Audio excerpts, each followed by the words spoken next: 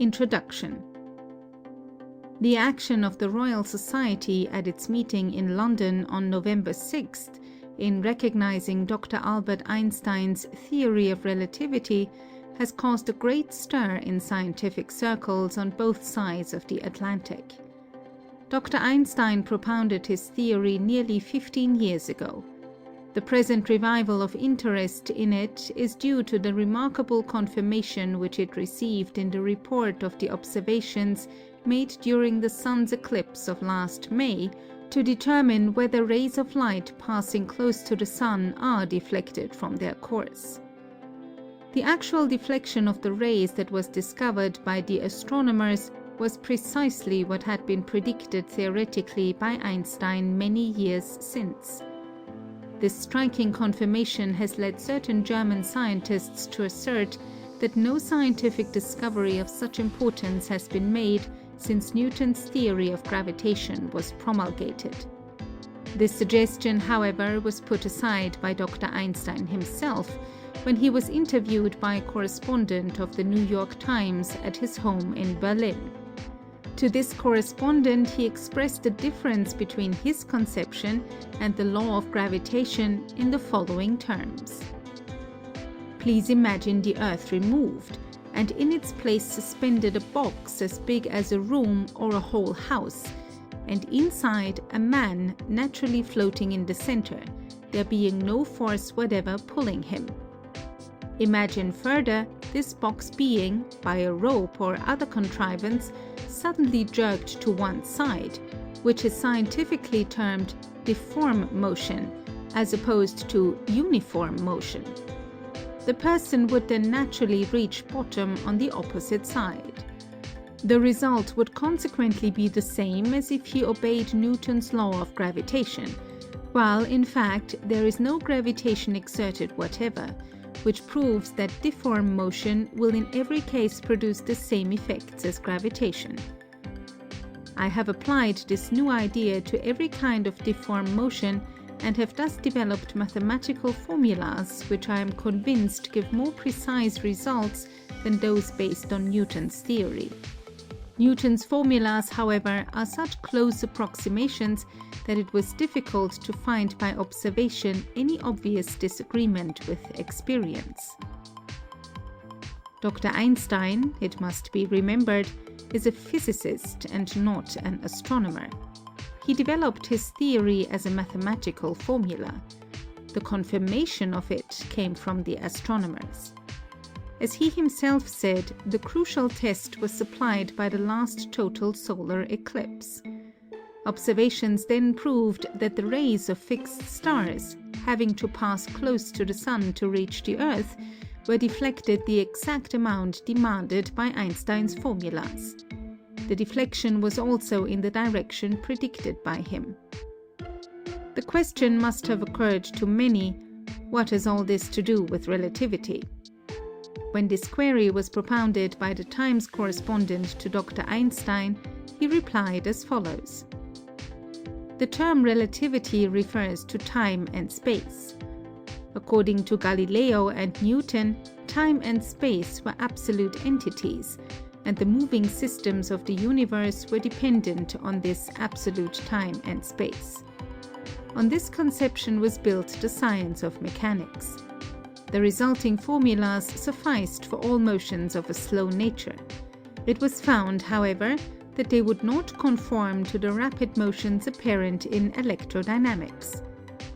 This led the Dutch professor, Lorentz, and myself to develop the theory of special relativity.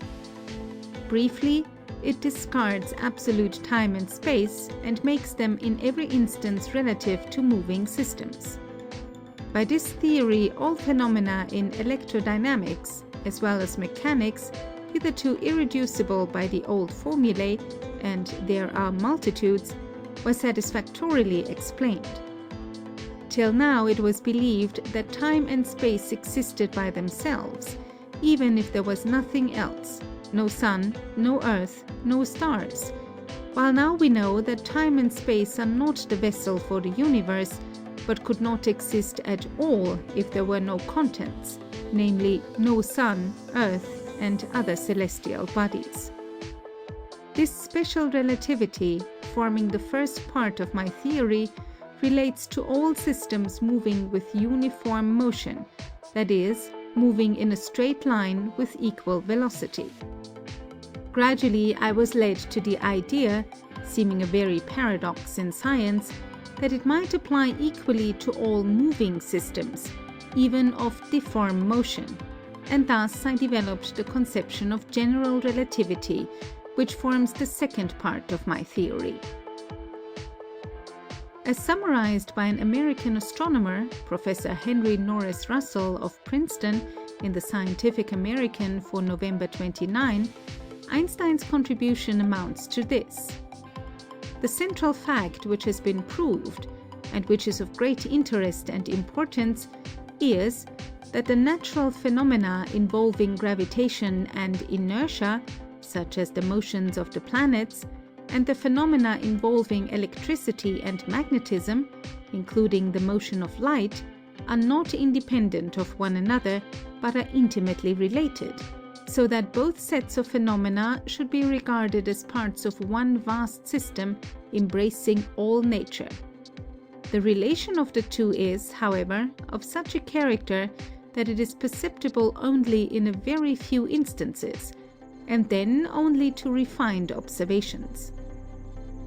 Already before the war, Einstein had immense fame among physicists and among all who are interested in the philosophy of science because of his principle of relativity. Clerk Maxwell had shown that light is electromagnetic and had reduced the whole theory of electromagnetism to a small number of equations, which are fundamental in all subsequent work. But these equations were entangled with the hypothesis of the ether, and with the notion of motion relative to the ether. Since the ether was supposed to be at rest, such motion was indistinguishable from absolute motion. The motion of the Earth relatively to the ether should have been different at different points of its orbit, and measurable phenomena should have resulted from this difference. But none did, and all attempts to detect effects of motions relative to the ether failed.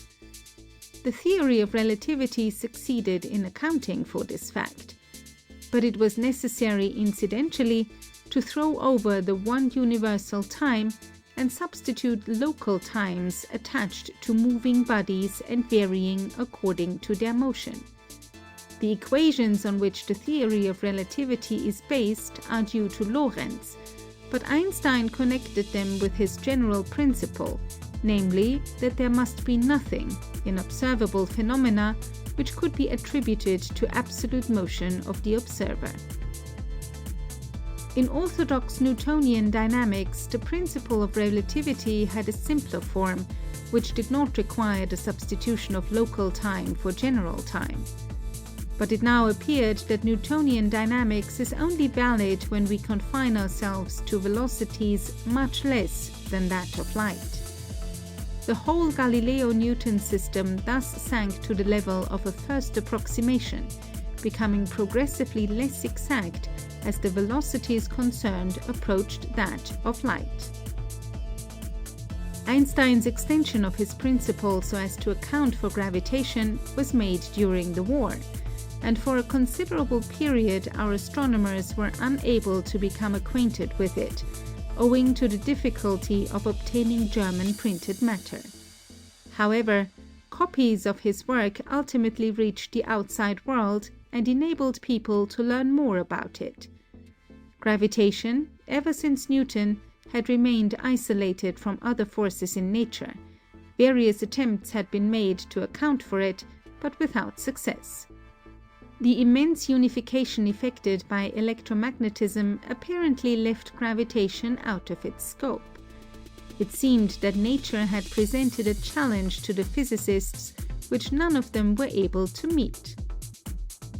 At this point, Einstein intervened with a hypothesis which, apart altogether from subsequent verification, deserves to rank as one of the great monuments of human genius. After correcting Newton, it remained to correct Euclid, and it was in terms of non-Euclidean geometry that he stated his new theory.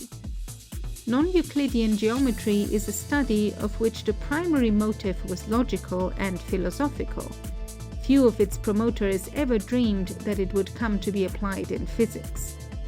Some of Euclid's axioms were felt to be not necessary truths, but mere empirical laws. In order to establish this view, self-consistent geometries were constructed upon assumptions other than those of Euclid. In these geometries, the sum of the angles of a triangle is not two right angles, and the departure from two right angles increases as the size of the triangle increases. It is often said that in non-Euclidean geometry, space has a curvature, but this way of stating the matter is misleading, since it seems to imply a fourth dimension, which is not implied by these systems. Einstein supposes that space is Euclidean where it is sufficiently remote from matter, but that the presence of matter causes it to become slightly non-Euclidean. The more matter there is in the neighborhood, the more space will depart from Euclid.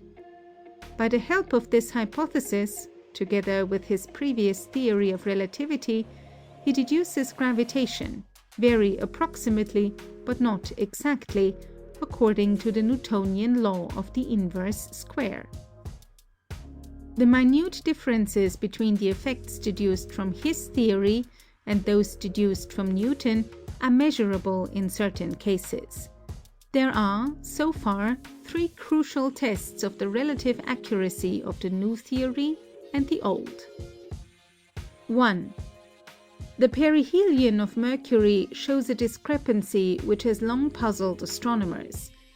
This discrepancy is fully accounted for by Einstein.